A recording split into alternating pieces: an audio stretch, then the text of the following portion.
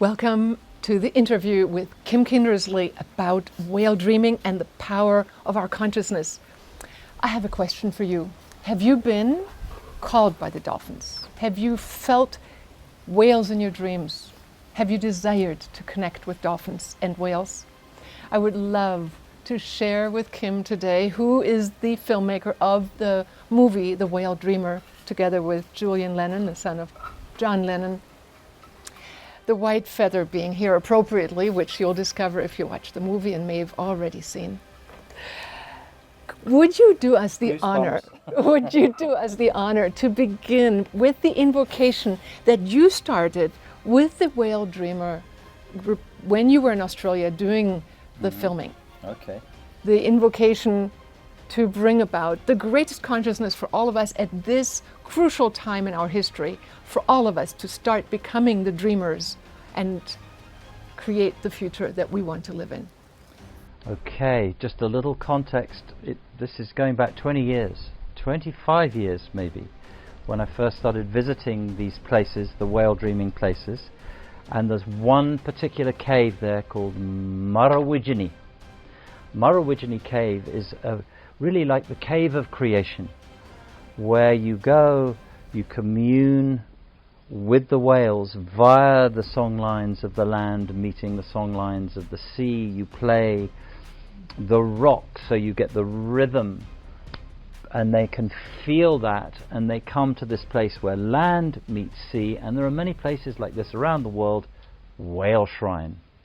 And as the elders gathered, they spoke these words, and I'm not going to read the whole thing, but I think the essence of it is simply this. What they spoke at that time was an invocation for us to really wake up to our true nature. So it goes something like this: brothers and sisters in eternity, shake your souls awake. The hour so long waited for, the promised hour has come, where over the dark firmament of suffering humanity is rising Yergilia, the morning star. And the morning star is the representation of our true nature in the heart, the rising of the sun. We are the sun. Every cell in our bodies is a sun. And of course, when we sit around the fire is also the heart, and the heart of the whale. So what we say is that we are the sons and daughters of the unmanifest, but we are also the eternal manifestation and witnesses of the absolute. We are all the sons and daughters of that great all whom you like to call God. Oh my God, do I get chills. Standing up. We are the sons and daughters of the One, incarnated where the body meets the spirit, and we are God looking back at itself, awakening. We're the fractal. Yes, we're the fractal. With the fractal, we come together and we create magic. As the white ibis just landed that you may have seen. As I get older, I start to feel the distillation of what this is. And in the Aboriginal culture, they have a word for it, and it is simply this: natural law. What is natural law? Very simply that we're all a part of nature, therefore we should adhere to what is our true nature. And that is very simply, do no harm to each other, do no harm to the earth. So if you're in doubt about what that means, just ask the question before any action. Say, is this good for the earth? If the answer's no, well, that's not natural law. Are you going to go and do something to someone that's not very nice? Can you ask yourself that question? That is not natural law. So very simply put, that is it. And then the other thing that the Aboriginal cultures have is a beautiful word called Kanyini, which is literally translated as being connected to all life, all things. This is not an intellectual thing. This is only something you can feel through the heart, which is, in many different cultures, the king and queen. It's your energy center. And if you can feel that, then you're in tune. Now, when you're in your heart, when you're in Kanyini, you're in natural law, the stewardship is natural. There's no effort. You know exactly that you don't put the rubbish there, that you don't dig up that sacred mountain. And guess what, folks? That means that there are lots of things that we're all participating in, and there's no judgment or blame here, that we simply have to transform and in many cases actually stop doing. It's a big subject. So there's one other thing that I absolutely love, and that is the word, the Chukaba. We live in the Chukaba, and that simply means we are unborn, we are undying, and we live in the eternal now. So when we're tuned into that natural law, and in this case the whales and the dolphins are my favorite, but you might be into, could be horses, it could be the eagle, you could be more of a tree or a forest person, you could be celebrating life because you love to run up mountains, or you like to go into caves. Whatever it is, that's your dreaming, that's your connection, that's it.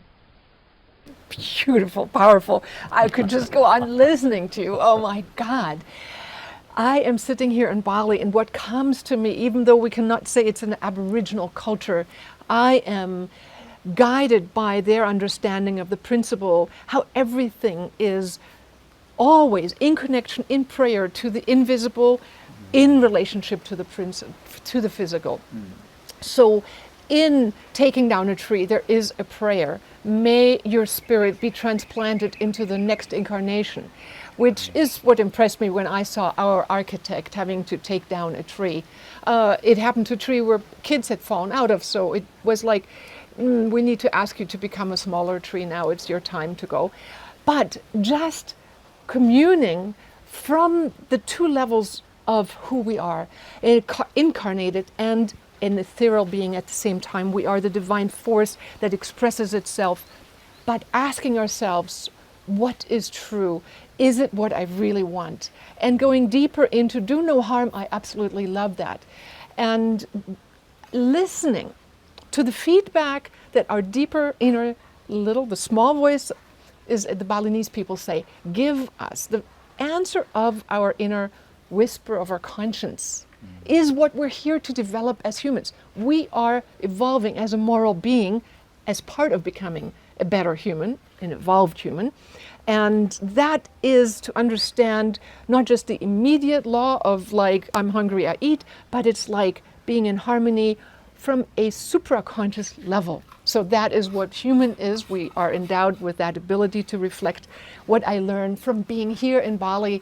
Not that they're perfect, they are baffled at plastic. They used to throw away the garbage, the banana leaf, and now it's the plastic and it doesn't degenerate.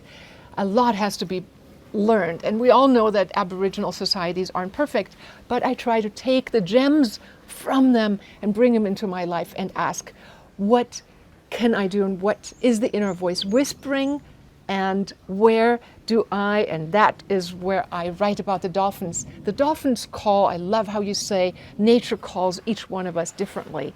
And when we commune and open ourselves to, I would call it the wave function of our being, we go out of the I am me versus into wave function is where you and I start interpenetrating. And the whales and the dolphins can start entering our dreaming. We get informed from a field, and even at levels we don't consciously know. And it informs us into this realm and guides us like the North Star or the rising morning star. I like that. Yes. Beautiful, beautiful. That is a perfect summation, actually, of the Balinese culture. And I love their reverence. I love the offering of the flower, the water, and the smoke. You know, because it doesn't matter how crazy or what's going on around you. You know, I've seen it even in a coffee shop here, you know, with lots of customers screaming, shouting.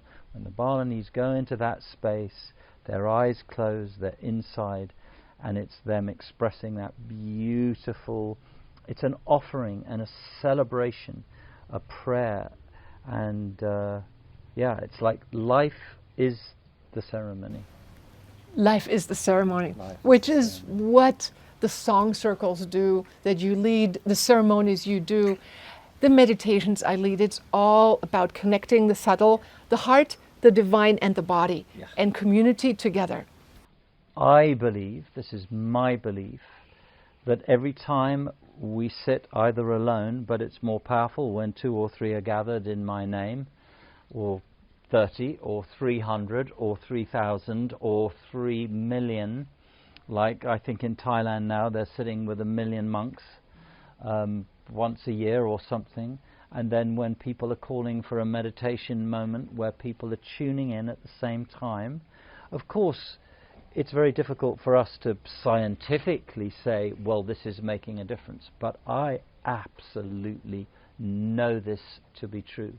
We only have to take care of our own inner world. And I say to people every Tuesday, because every Tuesday for 3 years we gather in this virtual circle. It's only on Zoom, but it has a tremendous power, and the circle is growing. There is no doubt in my mind that if more and more of us commit to sitting in our hearts together, whether it's in a singing circle, whether it's in meditation, whether it's that you just go down to the ocean and make an offering, or you do it with your family, this is going to make a difference. And I believe this is how the dreaming works, that we're literally going to wake up one day and we're going to see the new earth. It's already here. It's already here. So I believe it does make a difference. And some people say, oh yeah, you know, you do your circles and all the rest of it, and you're just such a hippie, and you're all hugging one another. Honestly, it's just because you're having a nice time. They don't understand that it's actually rippling out. It's a frequency. We're energy beings. The more people that experience the frequency of love, in and of itself, it softens the heart, opens the heart, and boom, the world has changed. You know, it reminds me of the Maharishi effect. They did exact studies. They measured the crime rate dropping, and when 5,000 people gathered in Washington, D.C., I think it was, they meditated. They used the TM meditation method. They created a harmonic field with the intention of shifting the field for humanity. And they measured crime rate going down. They measured suicidal rates going down. They measured even terrorist behavior going down by 76%. I mean, it was, you can look up the numbers by looking up the Maharishi effect. And that has been done and repeated by various people. Greg Braden did events where he called it the Isaiah effect. People go into a focused, intent visualization of a peaceful outcome and watch how it supports the changes in the outside world. The dreaming mind of many creates the manifestation on the outside. And you and I know that when we have talked to the dolphins, to the whales in our minds, they show up. That I remember one of my 40th, one of my birthdays, we live on an island. You know, we have the gray whales come in the springtime and wake us up with their morning blow from their 30-foot fountain of air. Where they drop the old and the young. And I went out with my husband to go see the orca whales. Well, that day, we sat in ceremony, and the woman is like taking forever to do invocations. And I'm like going, let's go, girl. Well, the time will be right. When we go, it'll be perfect, she said. We go out with our little sailboat about, I want to say, 5 minutes from the port. And she said, believe it or not, we have 3 megapods converging right now. She's observing them. They've radioed her now. And at a distance, as Ruffles, she sees him. He has a wave, a back fin like a wave, Ruffles. And I talk to Ruffle in my head and I say, Ruffles, it's my birthday. Would you come over for a kiss? I have it on camera. Ruffle from, I don't know, I want to say half a mile away, beelines over to our boat. Before he dives down, he poofs out and sprays me with his fish spray. When I watched your movie, you have exactly that scene where the communion, I believe it is one of the Aboriginal elders calls, and there is that communion, the instant answer, the call and the reply. And it's like when we meet at a communion of higher dimensions, I would say, of finer dimensions, telepathic communion. We can touch in intelligent species to intelligent species, but even snails and animals and butterflies respond. And we can touch into a higher space of union and create the love that we actually are craving for, even humans to humans. And right now we're here in February, it's coming up Valentine's Day, you know, it's what people want to experience is love. And what we really need to practice is the opening of our auric field.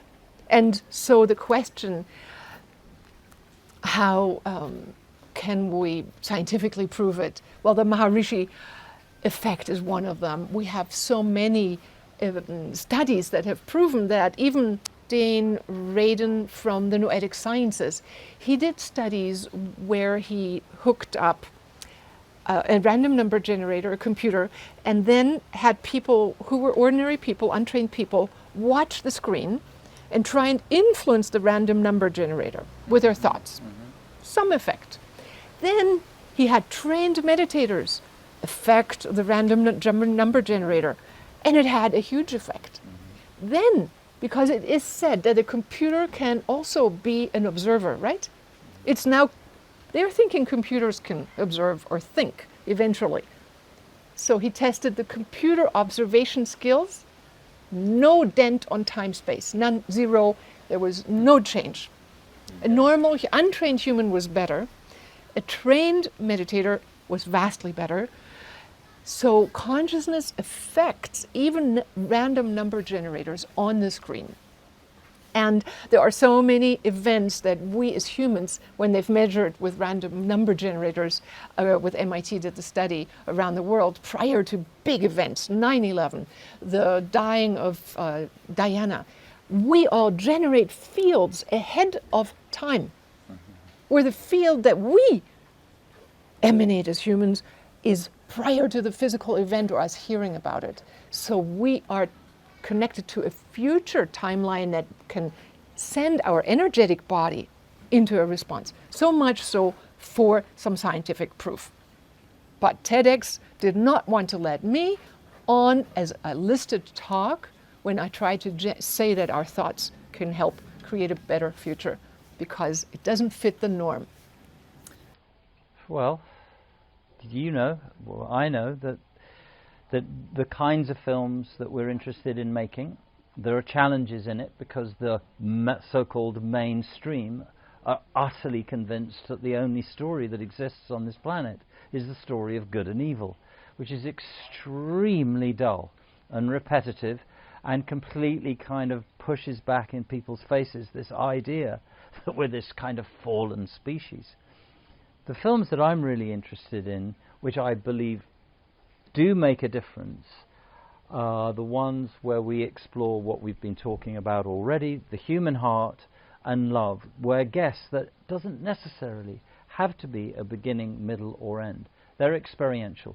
Case in point, I sat in a cinema many years ago before I made my first movie, Baraka. Oh. I sat there at the only time I've ever been in a cinema which was packed. It was only on one screen in the whole of London. Nobody moved for 5 minutes and the entire audience was in tears. I've got goosebumps, and I sought out those filmmakers just to say thank you. Thank you for making a film that had no beginning, middle and end, that showed me so much.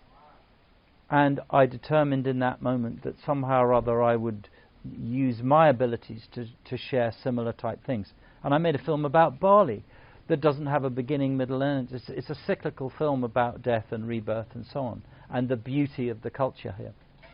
So, you know, in answer to the question, I think we could also take it onto a personal level, is write your poetry, share your poetry, sing your song.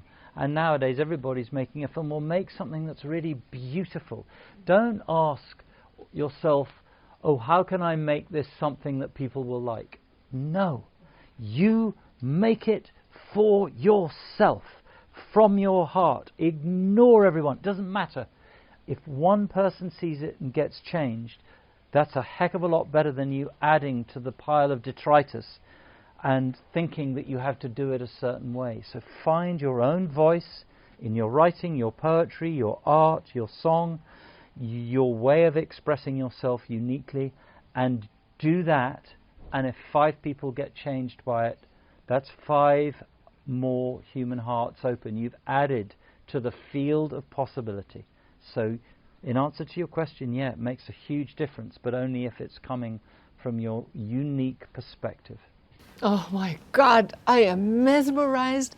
I am touched by you. You are a great storyteller. Thank you, thank you, thank you. My God, how do I add to that? I would say, obviously I wrote books, but to tell you the truth, it was the trees who told me.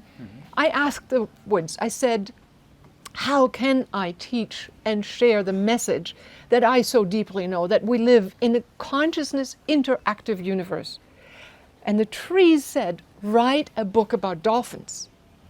Tell your stories along what you experienced with the dolphins, the incredible expansion of heart, of consciousness, the incredible synchronicities I experienced. Tell the story, but make it stories. Give the storyline, because people will remember the stories. They won't remember a lecture.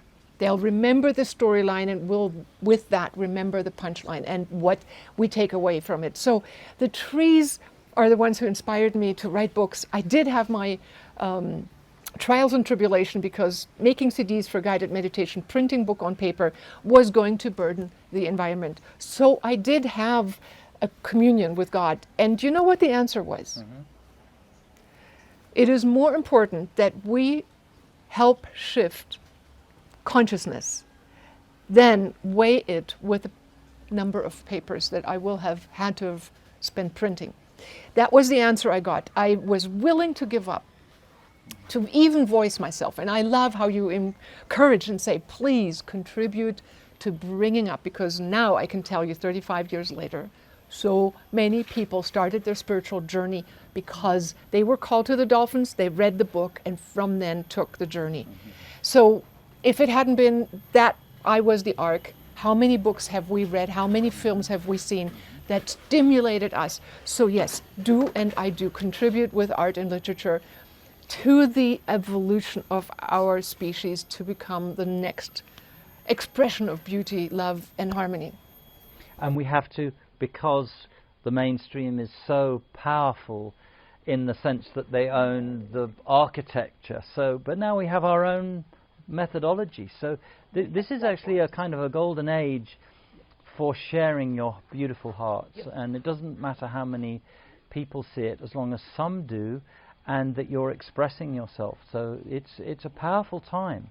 It's a powerful Yes, time. we can share, Yeah. we can get inspired, and we do need to ask ourselves, is it from the heart and spirit? Am I in alignment? Are the 3 worlds walking in harmony within me? And then I share. Well, you spoke a little bit about it earlier. I touch on it in my Bali film. It's not just here. I would say that there are very, very many indigenous cultures around the world who, within the structural, socio-economic structures that they find themselves in, are being severely tested. But I would pull the camera back. I would take a step back, and I would be looking at the whole of humanity as indigenous. And I would say that even though we so-called civilized, we may be, inverted commas, doing better on a socio-economic level, There are so many people who aspire, for example, to become very wealthy, and there are all these courses that say that you can manifest this, and more billionaires and supercars and all this absolute nonsense. And we've never been poorer. Never been poorer. And somehow or other, in all of this, whether it's a beautiful Lakota prayer man, and like Arval Looking Horse, or Banalori of the Merning, the Whaledreamer, or the Ua people of the Santa Marta de Sierra Nevada in Colombia, the Kogi, and many, many, many, many, many, many. There are absolutely pure-hearted people whose lineage of ceremony goes right back to the beginning. And I would say at this moment in history that we're all finding those threads, those golden threads. You know, why did I go down to southern Australia? I'm from a wealthy family in Ireland and England. It doesn't make any sense. But I believe that we accepted an invitation many, many, many millennia ago, possibly from many dimensions thither from here, and agreed to come here at this time to bring us all together around the fire, all the indigenous wisdom, and the wisdom that's indigenous in our own DNA. Because I think the moment that we start putting that on a pedestal, or that, we've lost it. We've lost it. We're doing that separation thing again, whereas the really beautiful teachers that I know who are indigenous say, we're in this together, folks. Why did a Whaledreamer say to me and look in my eyes and say, Kim, whale business la, you take this, you sing these songs, you go show, you do this, and you do this from the heart. I had to wait many years before it happened. And that's why I do these ceremonies. And some other people go, oh, excuse me, why are you doing this? You're, what's the word that they use?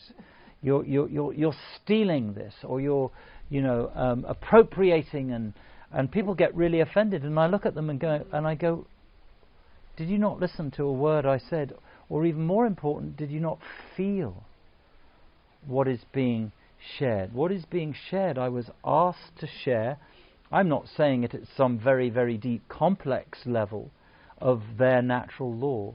I think this is the time where we have to cut away all the detritus, get to the core teachings of it all, which means that underneath every single culture, religion, belief system is only one thing.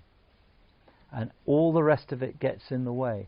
So I say a prayer for all of us to find our indigenous roots, because indeed we are all indigenous to this beautiful Mother Earth in this part of the solar system, and it's time that we put aside our differences, come together around the fire. And why in a circle? I remember Arval Looking Horse telling me this, and Standing Bear. He wouldn't start the ceremony. I said, why? He said, there's one person who's sitting slightly back. He can't see everybody's eyes. We sit in a circle because there's no one above us, and there never has been.